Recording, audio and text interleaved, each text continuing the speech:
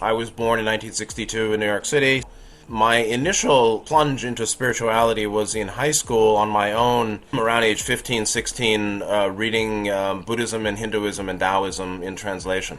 So I was reading Dhammapada, Buddhism, some Patanjali Yoga Sutras in translation, Taimni, and Tao Te Ching and I Ching, Arthur Waley translation, and Wilhelm's translation of I Ching. So I had a very serious approach to Eastern religion from high school, and then at 18 I learned meditation, which was Buddhist breath meditation, vipassana, anapanasati, mindfulness of breath, and plunged into that. And by 20 I was very deep and dropped out of college and was in and out of Buddhist monasteries for the next 3 years. So it took me 7 years to finish college.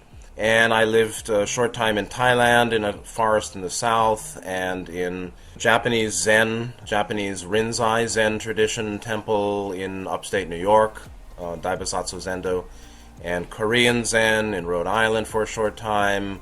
Did lots and lots of practice on my own, and made some breakthroughs of some deep angst and lots of questions. And so I ended up going to a Buddhist college, Naropa Institute, Boulder, Colorado, got my BA in Buddhist Studies and Psychology in 1987, and returned to the world. For a while I really wanted to be a monk, a forest monk, and be done with the worldly. But when I was in Thailand, I realized that you can take your clarity, or you can take clarity and wellness anywhere. And it really wasn't appropriate for me to be a monk in this lifetime. I knew that. So after the BA in 1987, eventually I went to California, San Francisco, and enrolled in California Institute of Integral Studies, and got a master's in integral counseling in 1990 and a Ph.D. in East-West psychology in 1992. And along the way, in the 80s, after leaving the monasteries but continuing meditation, I encountered the raw material. And it answered some very vexing questions I had about my own personal presence on this planet. Meaning, why am I here with this group of souls, or humanity, that makes so much trouble for itself and seems to show so much violence and injustice and suffering and confusion? The idea of being a wanderer resonated with me, stranger in a strange land, or an old soul. And I ended up writing my Ph.D. dissertation on the subject of people who came to believe that they are wanderers, or ET souls. And that became my first book in 1995, From Elsewhere, which was published in the U.S. and then 2 years later published in Japan. And so from the mid-90s until now, my work has been full-time teaching and counseling. I started doing counseling in about 1990.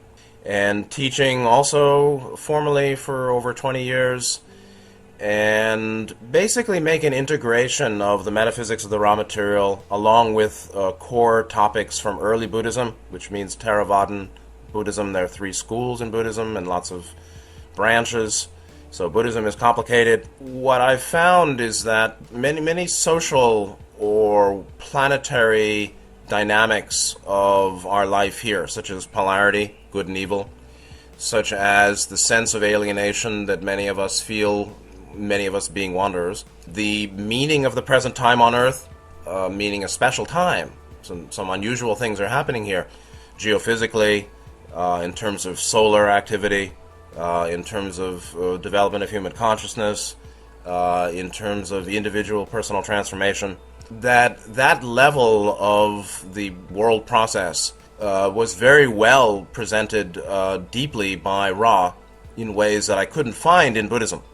Meanwhile, a deep analysis of the human condition of suffering or dissatisfaction, the nature of experience and mind, and the way, or the goal, right, a Noble Eightfold Path, to freedom from suffering and confusion, and eventually freedom from rebirth, is spoken exquisitely in Buddhism, particularly early Buddhism, from the Pali language scripture, the Pali canon, Pali language, northern India, 2,500 years ago. I found the raw material the most important document. I would say that the raw material is one of the most important spiritual documents, at least in English, in the last 2,000 years since the time of Jesus or Yeshua. And my personal, I basically, like many, teach my own personal interests. And my own personal interest would be grounded in transpersonal psychology. That's my academic training. And East-West integral psychology, religion, philosophy, metaphysics. And so I have a YouTube channel, and I have 2 Skype groups, and we've been doing the Law of One raw material sessions, quoting chapter and verse, reading session by session, question answer exchange one after another for the last few years. I have 200 videos or talks on the raw material, and then other core topics of the raw material, which many people, some of those topics are a little bit underappreciated. One in particular is what I call healing and balance. So I have playlists on my YouTube channel that focus on what I consider the major themes presented by Ra. And so the main playlist is the Law of One raw material, over 200 talks, question by question, session by session, from 1 to 97, where we are now. But there's also a section on sexuality and spiritual path, tarot and archetypal mind, wanderers and ET souls, and then cosmic plan and ET history. Ra gives a very exhaustive history from Maldek and Mars. This is their chronology of solar system life to the present time, which is several 100,000 years. And I've systematized that as well into a timeline. And then finally the section or the work on healing and balance, which I have 53. I put a PDF compilation together on the raw material, healing and balance teachings, which I think are most useful and the most underappreciated portion of the Law of One. Even the Law of One, many people don't really understand what that means. And so out of my own personal appreciation of the Law of One, or Ra's teaching for 30 years, comes my systematization of it and presentation of it, in lectures and the YouTube channel. And you can say that their main teaching is the Law of One, and the Law of One is basically the teaching of the reality that all the many is one life. All the many things and people and places and objects and time and space itself represents one unified life emerging from a unified source, or the one infinite creator, or intelligent infinity, with intelligent design, with benevolent purpose, in order, even though there looks like a lot of disorder in the human world, because there really is free will. And Ra's teaching of the Law of One, or the 106 sessions, is not simply that, singular philosophical point of unity, but they said the proper weighting, what they consider the proper weighting of information, meaning some information is more valuable and important than other information based on how it pertains to our eternal soul evolution. And so there's a saying, the human saying, you can't take it with you. Well, that's true. Accumulation of body-mind and conditions of body-mind, some you can't, certainly conditions of body you can't take with you, but what you do take with you is how you've transformed the body-mind-spirit, or the so-called self, the 7 chakra, 7 energy system that we call ourself. And Ra's primary teaching is that, number one, there is information that they present, or which is what they focus on, and that you can find anywhere, that is more helpful to us than others. There's transient information of names and places and things that we won't take with us, or doesn't help us with what we do take, which is our mind and spirit and consciousness flow. And then they presented the core teachings on healing and balance, which unfortunately very few people know. So, and it's all in harmony with the raw material, with Buddhism, the teachings of Buddhism, which are all path-oriented or path-related, path-centered teachings.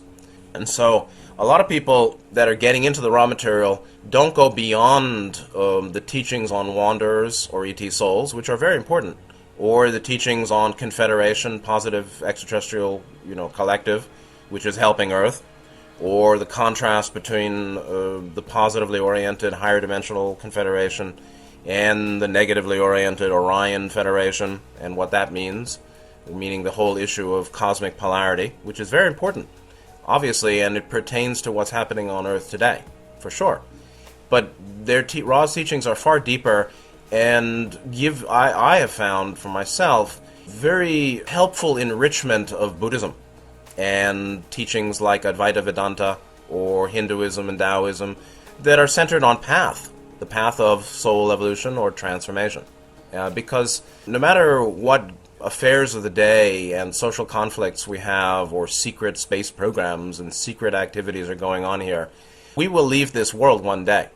And those matters will not concern us, actually, when we leave. What will concern us is how well we use this lifetime for personal transformation. And that includes how much we've helped others. But they're interfaced. So my entry then again into the raw material was really via deep study and practice of Buddhism and multiple paranormal experiences where I too came to realize I'm a wanderer. Very tangibly, as far as I could know, in terms of paranormal out-of-body experience, the reality of wanderers is very personal for me and for many people. And that was extremely helpful to me. And basically one of the other core teachings of Ra is that the physical and the metaphysical are inseparable. And this is no different than the Buddhist teaching form and emptiness. Form is emptiness and emptiness is form. And to examine what that means takes a lot of time, you see. So that's why I have hundreds of talks on YouTube, because I like talking. And it really does require a lot of unpacking to get clear about what it means that the physical and the metaphysical are inseparable. What is the metaphysical?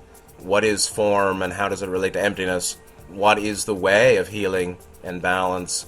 What's the difference between the lower triad and the chakras, the personal and the upper four, which are the transpersonal and the universal, this kind of thing.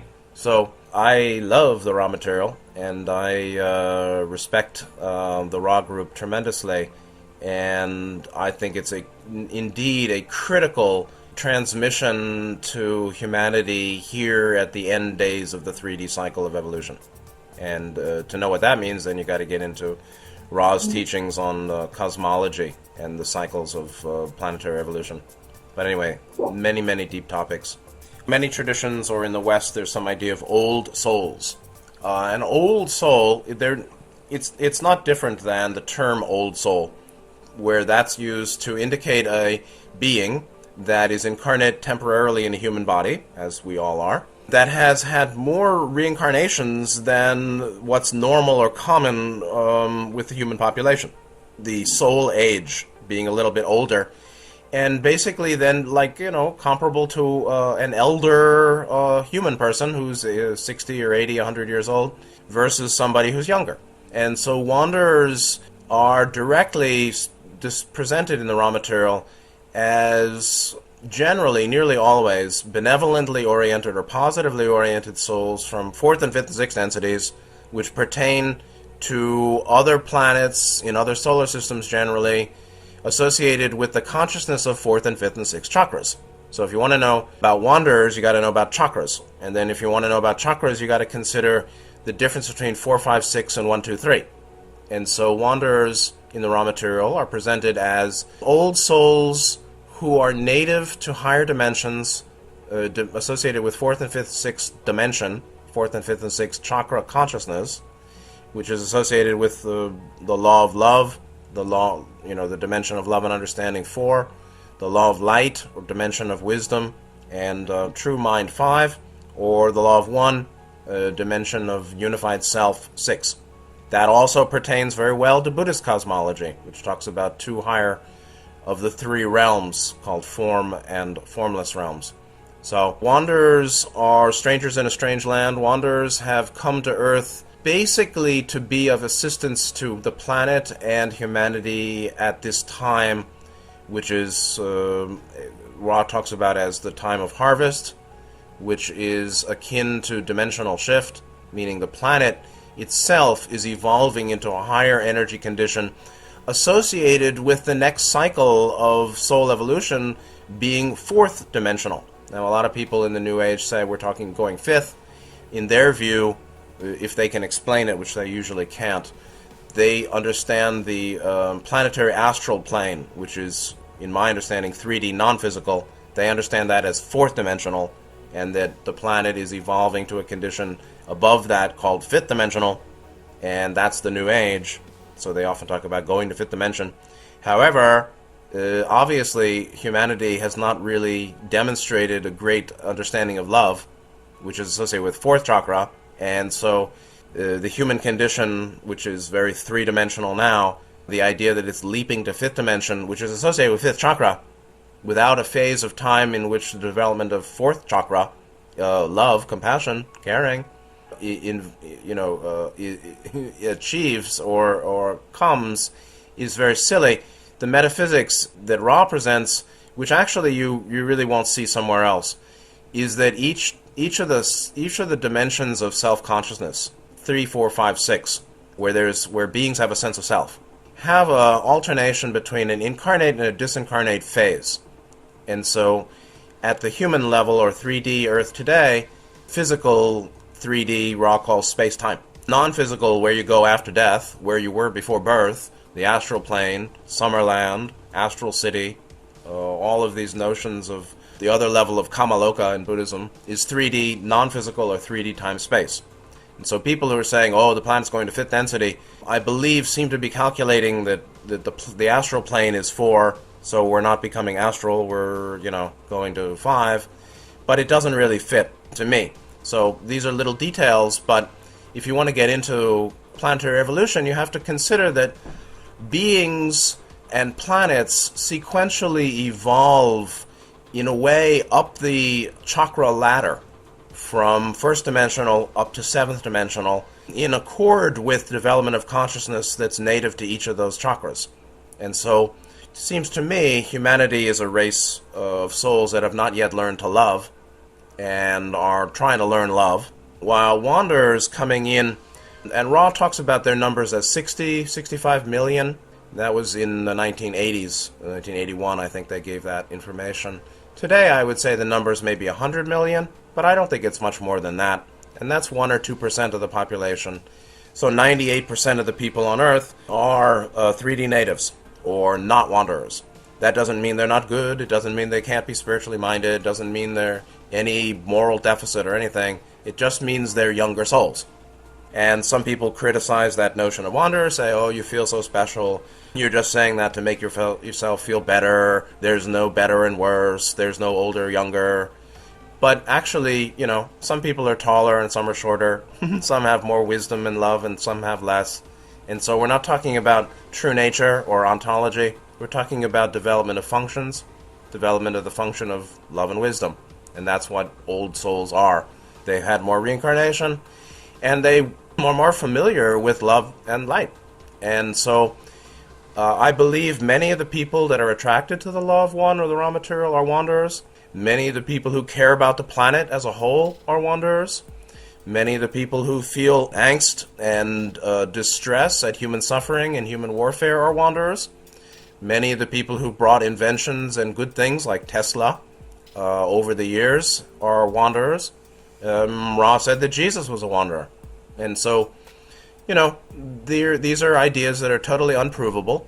And Ra addressed that itself already and said that they're offering truth without proof. Clearly, they're not offering any proof of anything, but you won't find it in any religion anyway, because it's all subjective notions. So, these are ideas for people to consider. But the nucleus of the New Age movement seems to me to be wanderers, or old souls, or those who have chosen to be here at this time, this special time in planetary evolution. And that itself represents something very important on a deeper level of social, planetary, metaphysical analysis to me. You have a socially active and engaged subgroup of higher dimensional beings who have a lot of confusion, and they have their angst, and they have their psychodynamics, and they're not saints, generally. And Ross said that wanderers become completely the creature of third density in mind and body. And so, wanderers suffer illness and have conflicted psychodynamics and bad patterns. That's not unusual, meaning unhelpful ways. But Today, I would say, for the first time in Earth history, you have a representative subculture in globalized human society that has direct access, at least direct resonant relationship to higher dimensional benevolent extraterrestrial life, which really means the spiritually elder members of this solar system and this sector of the galaxy have a representative subgroup in flesh, in the body, somewhat engaged with society, in their own distorted way, somewhat clear, somewhat confused. But this is an unusual time, and very much like Jesus, Yeshua, who said, there'll be a new kingdom, the kingdom of heaven on earth. In the twinkling of an eye, there'll be a new heaven and a new earth, and the meek shall inherit the earth, a new heaven, a new earth. That's what's happening with planetary dimensional shift and evolution. That's what the New Age is all about, is the planet moving into a new condition of energy that is associated with the capacity to host a higher level of human soul evolution. But only those that have self-qualified by love and honesty, basically, by development of consciousness in love and honesty, will be able to partake of the next phase of evolution on the planet.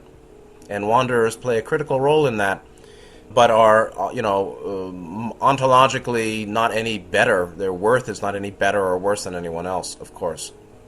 I also found Ra's teaching on polarity and the existence of two paths back to the Creator, two paths of soul evolution, found that to be revelatory, and took me to an understanding that I really hadn't had from Buddhism and Hinduism before.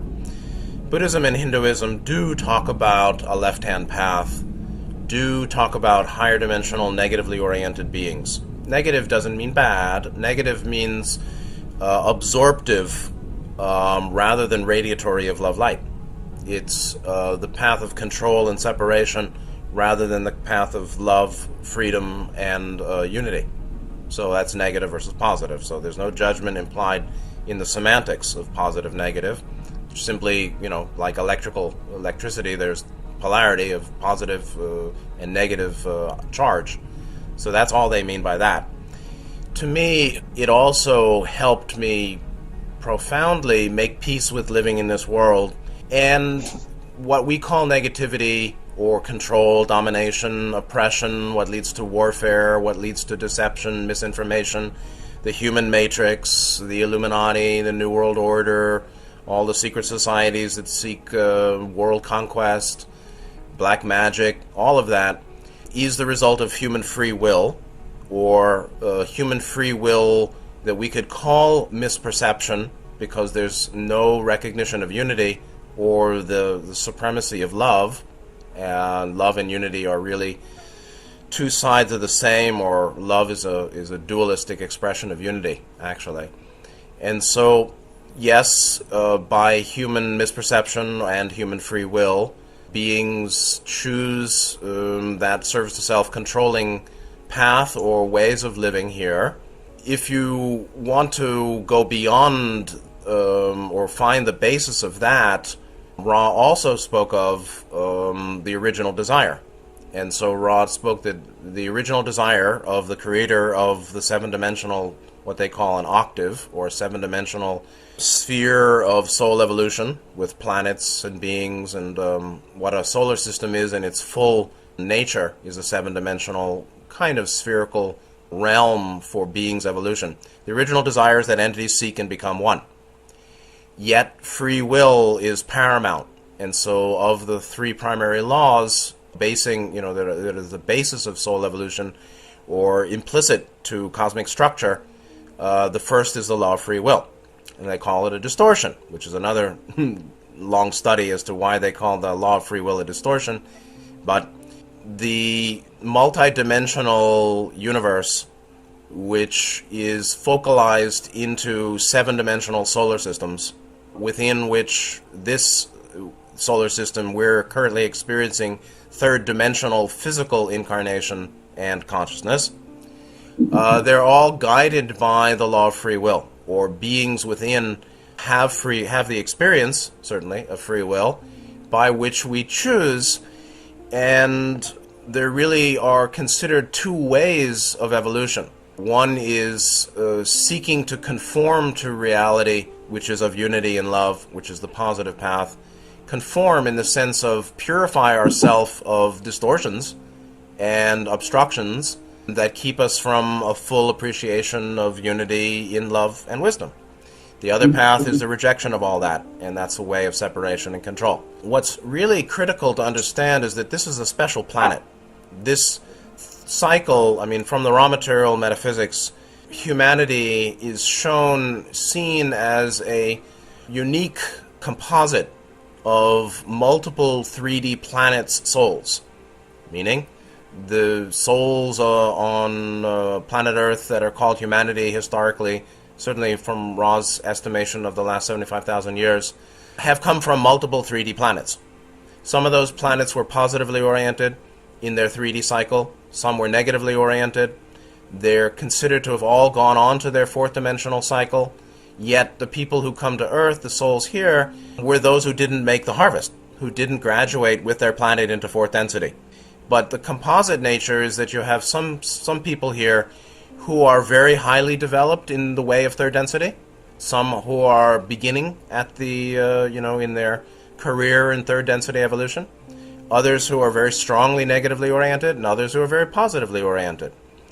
And that composite nature, the conglomeration, the bouillabaisse of humanity, is one reason why there's so much discord and dissent and disagreement and ways of living that don't fit well, and why we don't even have an agreed upon spirituality or religion, right? Religions are all at odds with each other, and many people have rejected religion and spirituality outright. They're called materialists and nihilists. And so this is a unique situation, this third density cycle on this planet at this time. Yet it's all in accord with God's plan, or the logoic design. And Ra explains the very nitty-gritty levels of the administration of the solar system of 7 dimensions as well. Something that Buddhism obviously doesn't get into, because Gautama Buddha basically felt it wasn't necessary. Buddhism is path-oriented or path-centered, and so is, Advaita Vedanta or Hinduism and Taoism as well. But the raw material not only talks about paths such as healing and balance and progression through 7 densities, 7 dimensions, but they also talk about the metaphysics of collective life or planetary evolution in its social organization or social form and structure, where you have strong negativity.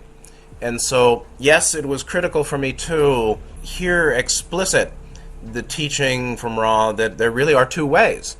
And in the mind of the Creator, in accord with the logoic plan, logos, the Greek word meaning word, or in the beginning was the logos, in the beginning was the word, meaning what Ra calls the one infinite Creator, developed into what's called the logos, the solar logos, galactic logos, or word, that gave rise to the light or intelligent energy that gave rise to 7 dimensions. So there's a very elaborate, finely developed cosmology presented in the raw material too.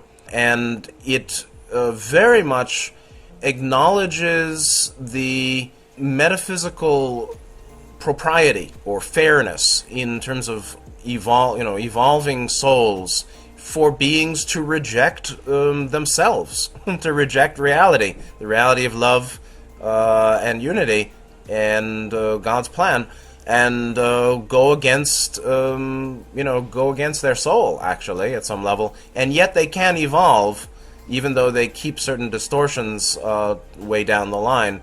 This kind of teaching is very helpful to show the metaphysical basis of the social conflict that we're experiencing here on Earth.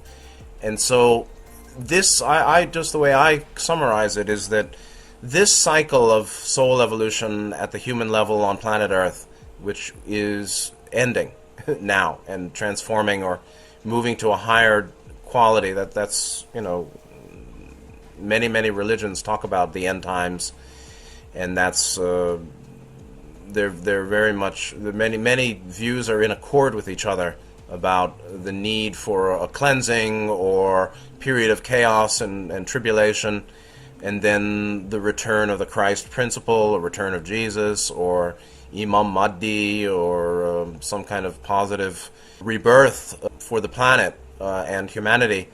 For those who are ready, we're approaching the end of this cycle.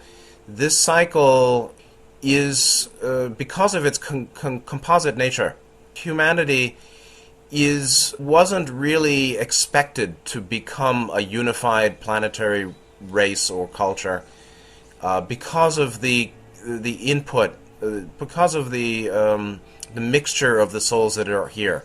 And so, I've said in many talks, if you have a problem with all the evil in the world, take it up with the Logos, because it's by God's allowance that the souls here that are freely choosing service to self remain here.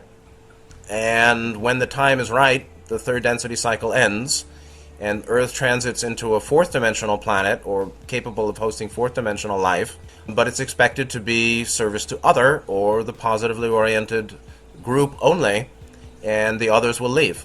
Those who can't make the grade, or those who choose the negativity, won't be here in the next cycle.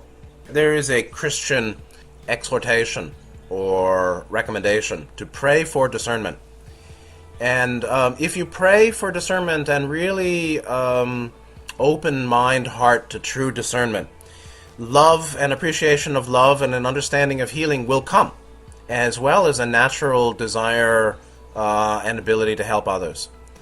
God allows humans or beings who choose service to self to continue doing evil. And some people can't grok that and don't want to. We're already doing our best. You're doing your best. I'm doing my best. And that doesn't mean perfect. It means we're still seeking to learn and grow and help. So if we continue seeking to learn and grow and help, that is excellent and has potency and has effect, positive effect for sure.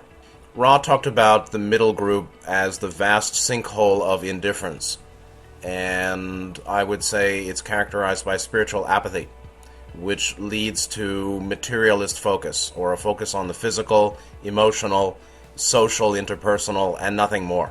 And many people are self-zombifying, self-derationalizing. I have a talk called The War on Reason. That's what we see going on. As I see it, several movies and books forepictured, foreshadowed, indicated the successive goals of New World Order, Illuminati, and the service to self-leadership. We have 1984, which is a global fascist police state, hard force system. Then we have Brave New World. And Brave New World is a mind-controlled, derationalized, animalized, mechanized, robotized, zombified, drugged human population that is basically a slave planet. It's spoken in the New Testament, for we wrestle not with powers, with earth, human forces, but powers and principalities. And there really is a war in heaven, and it's a war for human soul, and it's not a war of, physical weaponry. It's really a war of light as it pertains to influence on individual and collective consciousness. My view is that none of those, that we won't get to planetary 1984, we won't get to planetary Brave New World, and we won't get to what I consider the real end game is shown in the movie Oblivion, Tom Cruise, which is radical planetary depopulation and resource extraction, which is the primary goal, I believe, of Orion, is that Earth has been slated for massive depopulation and exhaustive planetary resource extraction. I don't think that the negatives will get those goals. And the Bible and many other religious eschatological presentations of end times accord with that. I can give you some of how I see advanced service, or ways of being of more highly focused service. Number one, with every single interaction, with every single person, every single day of your life, as much as we can, try to be a positive influence. If you're not feeling well, try not to bring your anger and irritation to people, if indeed you can help them, by being friendly and kindly. Try to be friendly and kindly. Now, if you're feeling lousy, maybe you shouldn't be with people trying to help. You should be home trying to take care of how your personal pain. So the basis of helping other is helping self. Helping self means basically development of love, wisdom, expanded consciousness, and balance. Emotional healing is where it all starts. Psychological self-understanding, self-acceptance, forgiveness. This is accord with lower, clearing the blockages of the lower three chakras. So if you want to help others more skillfully and capably, transform your beingness more fully, which means learning more about healing and balance and finding where you're not healed and not well. But in every single interaction with every single person every single day, if you can, and you will when you're more balanced and when we are more balanced and healed and clear and peaceful in mind, try to be a positive influence. And then see them clearly. And what you will see in most every case is that people are in some degree of pain and angst. They're also not that interested in information. And so giving information to somebody who doesn't want it, like Jesus said, is throwing seeds on rocky ground. They don't take root and nothing grows. So don't give people information unless you're really sure they want it. Don't help people simply in the way you like to help, but see them clearly as much as you can in the moment and get a sense of how much they really are receptive to any help you could offer. But the help that you can always offer, that they'll always or nearly always be receptive to, is kindliness, friendliness, goodwill. And that's fourth chakra. And so in many cases, there's not much more than we can do than that. But that's significant that the person, we are focused on every interaction. Every interaction counts. And be a positive force, and that may not even mean speaking. It may simply mean holding them in acceptance and care in your heart and listen to them. And that's it. And don't forget yourself and whatever your needs are, but be there for them as much as you can. That's number one. Number two, spiritual practice like meditation or any kind of self-training in a formal way with technique is really, really important. It's so much more potent than simply study and talking, listening to lectures and reading and talking and thinking. This is not anywhere as deeply self-transformative as a truly balanced spiritual practice like certain forms of meditation.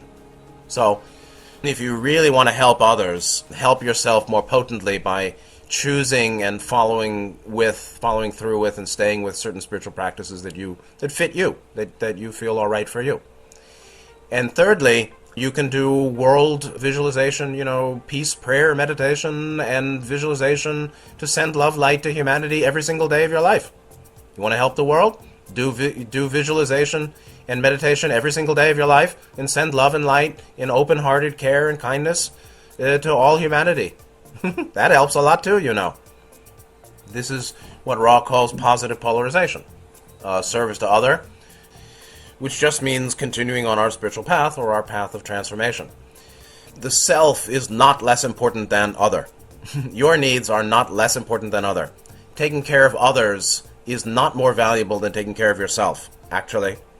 And that's how I see it. Meaning, taking good care of yourself is not existentially inferior to sacrificing and taking care of other.